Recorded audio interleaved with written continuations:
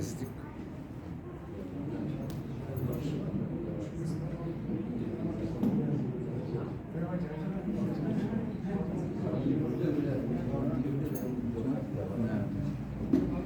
امام فرمودن نفس بعد از اطمینان به بقا میرسد و رجوع الی الخلق میتواند با خلق رابطه‌ای داشته باشد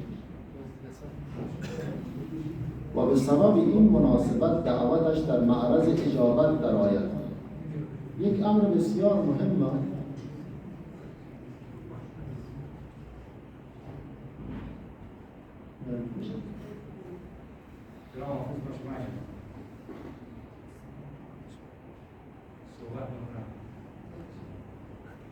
یک مسئله خیلی مهمه در قرآن چند بار به او اشاره شده و به عنوان یک نعمت بزرگ از او یاد شد.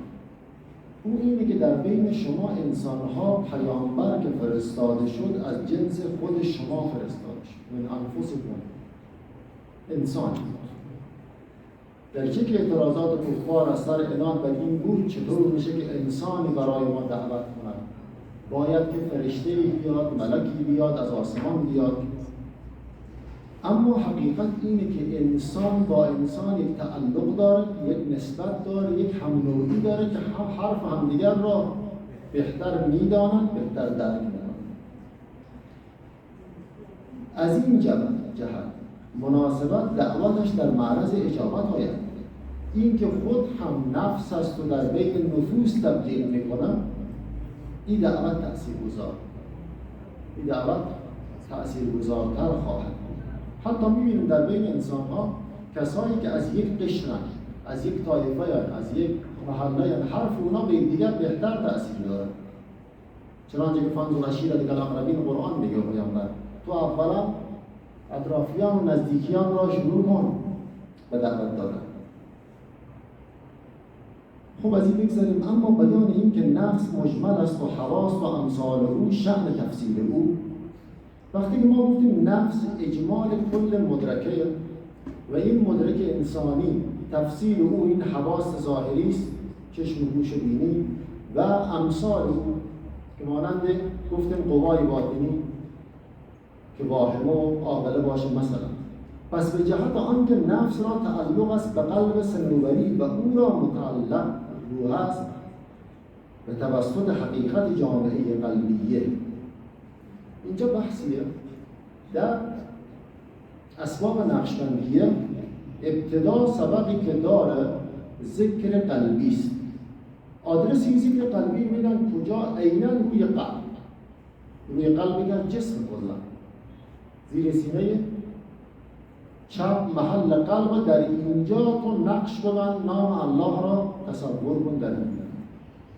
بعد باز به مراقبات میرسه، فنای قلب، دوباره باز در همین قلب. توجه مشایخ بر قلب. آیا این قلب که ظاهرا برای این خلق شده که پمپاژ خون بدن را میکنه، این دیگه حیثیتی هم داره؟ ایشان هم اشاره کردم قلب و قلب حتی پیوند زده هم از انسانی به انسانی شده. چون میفهمن به جهت آنکه نفس را تعلق است به قلب صنوبری، قلبی که مانند صنوبر شکل است. به این شکل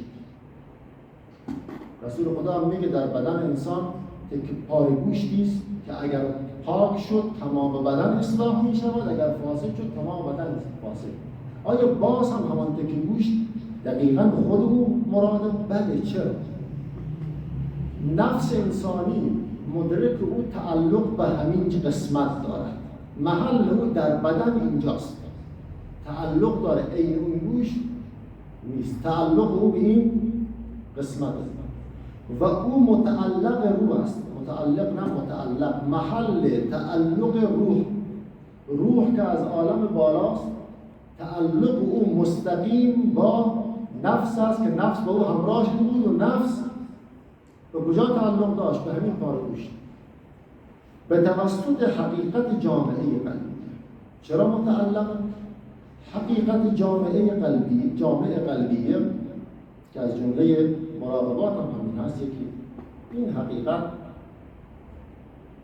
میگن فوق العرش. فوق العرش حقیقت قلب.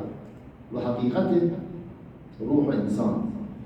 به توسط این حقیقت فیوزات وارده از روح اول بران نزول کنند به طریق اجمال باز به وساطت آن به سایر قوا و جوارح علی التفصیل. اولا فیض الهی، انوار الهی که فرود میاد از روی بر کجاست؟ بر همین قلب، بر قلبی که منبع بود. خیلی خوب، بر قلب که باز اون رابطه‌ای با نفس که مجمل کل ادراک انسانی بود، از اونجا پخش میشه به کل حواس.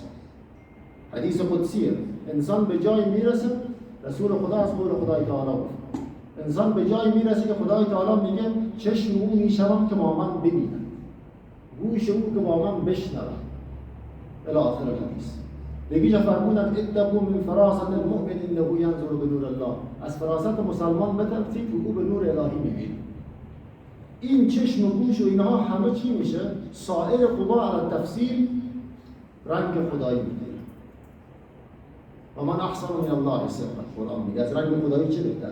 پس خلاصه اینها اجمالا در نفس موجود است، از اینجا فرق بین الفریقین به وضوح انجامید. پس این که ما میگیم که این دو، یکی دعوت الخلق میکند و رجوع الخلق داره و بقا پیوسته اون نفس، یکی اینه که نفس در فنا و در استقراق و مشاهده و اولیای مستهلکین به قول امام ربانی مانده بود. تفاوت در چی شد؟ یکی فقط به حواس به خلق دارد و اصل شعور او با کبریاست فقط. یکی دیگه این حواس اجمال اون نفسی است که مطمئن است و خلق برگشته. این تفاوت این دو. و باید دانست که طایفه اول از ارباب سکن، این چیزی که ما در درس اول خدمت شما از این مکتوب 22 گفتیم که کسانی که اولیای مستهلکین نام داده میشن یا کسانی که غرق مشاهده عالم قدسن، ارباب سکن، صاحبان مستی که گویا این عالم اجسام را اصلا نمیبینن. به قول امروزی ها در این مجلس هست و گویا که نیست، در فضایی دیگر خلوت در انجمنی دارد، در این مجلس شلوغ نشسته و با خدای خویش راز و نیاز داره، گرچه که زبانی با ما صحبت می‌کنه. ثانی از ارباب سحر و شراب، سحر مقابل سکر، عالمی که در او بقاس و هوشیاری کامل، خود را به بندگی میشناسد، خدا را به خدایی، مخلوق را به مخلوقی خدای تعالی، هر یکی را در جای خود شناخته. نه همه اینها محو بشن و فقط خدا را ببینن که وحدت وجود از این پیدا باشه، بلکه همه را ببینن. شرافت اول راست و فضیلت دیگری ها. شرافت برای اولی هست، ببینیم شرافتی نداره موضوع مستهلکین بسیار مرتبه بلندی است، اما فضیلت برای مرتبه دوم که بقا پیوسته. مقام اول مناسب است به ولایت، ثانی به نبوت هست. سبحانه نبوت دو چیز تیره داریم ما، یک ولایت، یک نبوت. نبوت چیست؟ همونه که دعوت الحق و است معلما پیامبر فرمود.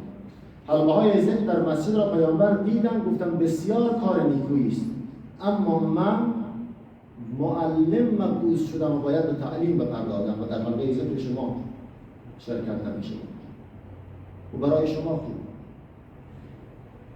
یکی را به ولایت که بحث استحلال باشه، دومی که به دعوت خلق مشغوله نبوت. حق سبحانه مایان را به کرامت اولیای خود مشرف گرداند و بر کمال مطابقت انبیاء صادق دارد.